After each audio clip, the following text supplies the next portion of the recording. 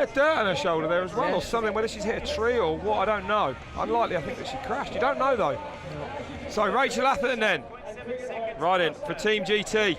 What's she going to do this afternoon? First time she's visited Pietermaritzburg, first time on this course. I would have said that was a disadvantage. She's, had to get up to speed and learn the track as well, deal with those big jumps, but nothing phases this girl. No, and she's been having such a solid season this year, Rob, probably the best season she's ever had. And, she's having G as a brother. He's going to have told her all about the course, all about the, the tactics and what works and what doesn't work on this course. So that's only going to play into her favour. She's big, she's strong, she's technically very good on the bike as well. GT have got that new bike this year that's been working very well for them, which is just another mental positive for them, and everything seems to be going well for these guys this year. So I think it's only a race to lose this afternoon, Rob. Just so coming up a bit short there on that step down and not able to jump the tables, but I don't think there's any girls clearing these massive 60-foot tabletops. No, I don't know what the conditions are at the moment. It's been windy up there all week, making it pretty gnarly as well. Seems a lot steadier out there today. So, Rachel Atherton, the 2008 world champion, looking good at split number 1, 1:59 the time. So she's fastest there. Yeah, she looks fast, Rob, getting over that big hip there. Is she going to go for the big step down? No, she goes round it, playing it safe, but she's 8.1 up, Rob. This is a fantastic run from Rachel Atherton, which we all expected, to be honest, but she's had to hold it together, and she's doing that at the moment, Rob. Well, she's been working on her pedalling, taking the first win she's ever had at Fort William this year. That big pedalling bottom section probably doesn't compare to this, but Rachel Atherton now becoming the complete package. She's within sight of a gold medal, safely down through those last rock sections. She's only got to get off this step down, over the big moneymaker jump, and she's got it in the bag. So Rachel Atherton now sprinting down here, silver in 2011, silver in 2007, bronze in 2006. Hard to believe she hasn't won the World Championship more times. The 2008 World Champion, is she going to make it too? Here she comes in down the line. Rachel Atherton does it. She takes gold in Pietermaritzburg. 8.6 the winning margin. Rachel Atherton has destroyed the opposition. She smoked them. What a run from her, Nige. Yeah, fantastic run there, Rob. But, we didn't really expect anything else. She's put that fantastic time training run down together, which does give you an indication on how fast riders are going. And she's been riding phenomenal this year. The whole Atherton GT family have been going well, and fair play to her. She looks like she's hurting, man. That's got to have hurt that run. So there she goes, sending that big money maker step down. Perfect as well, Nige. Right on the inside there, holding a great tight line, and still got energy to pedal as she comes down the line. Yeah, looking solid all the way down there, Rob. We saw a couple of the girls really fading at that bottom section, so you can see Rachel's put the effort in with her training and all the preparations for this World Championships, and it's paid off for her. Yeah, she's going to be delighted with that. Her second ever gold.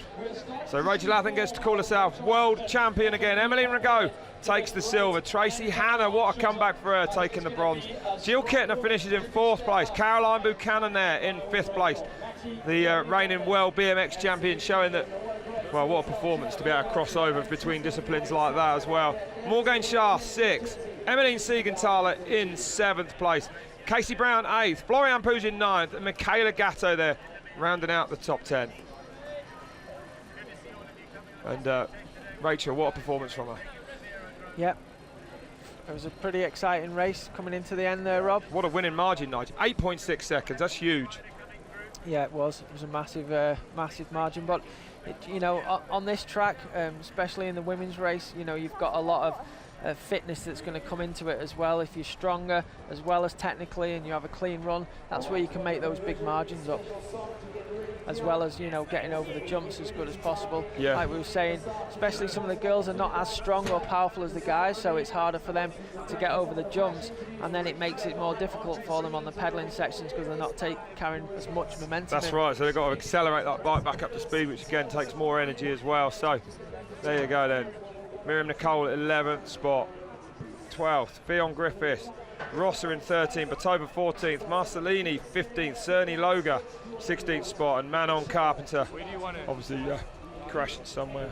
Here she goes down in 17th place. So, well, that's the women's race out of the way, and we've got the men's to come. Yeah, it's only going to get even more exciting from here on now, Rob. Probably the crowd are having a little breather there, maybe grabbing a quick beer or an iced coffee, ready for the men's final.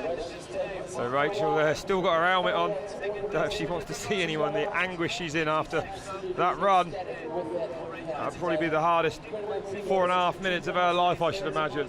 Yeah, but worth it, absolutely worth it, yeah. Yeah, she's feeling the pain from that.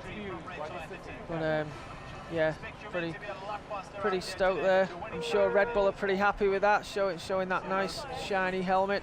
Okay, nice. Well, the helmet's off, the Red Bull cap's on, and we're going down to Rachel Atherton. Over to you. Let's hear from the new world champion. Rachel Atherton, world champion. You've put it all out there. Congratulations. Oh, thanks, man. I absolutely in agony. I think I need like a whole sea of salt. Man, that was wild.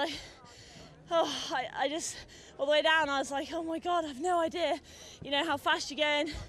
People on the pedally bit just yelling and you're like, dig, dig, dig deep.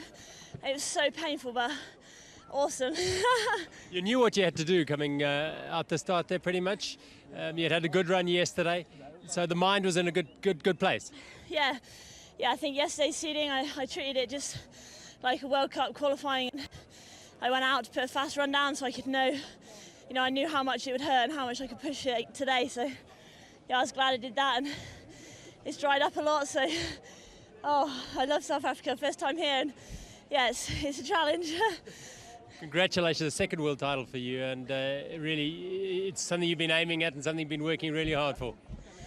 Yeah, it's been a long time coming. I won my first title in 2008, and it seems like ever since then, you know, I've either missed world champs through injury or had a big stack, and I was starting to wonder if I'd ever, you know, win it again, and I don't know, it hasn't really sunk in yet. All the girls are so strong, it's a hard track with all the jumps and stuff, and I was nervous, you know. I wanted that title, I want the stripes again, and well done. It will sink in. You're going to get the rainbow jersey very shortly. Thanks very much.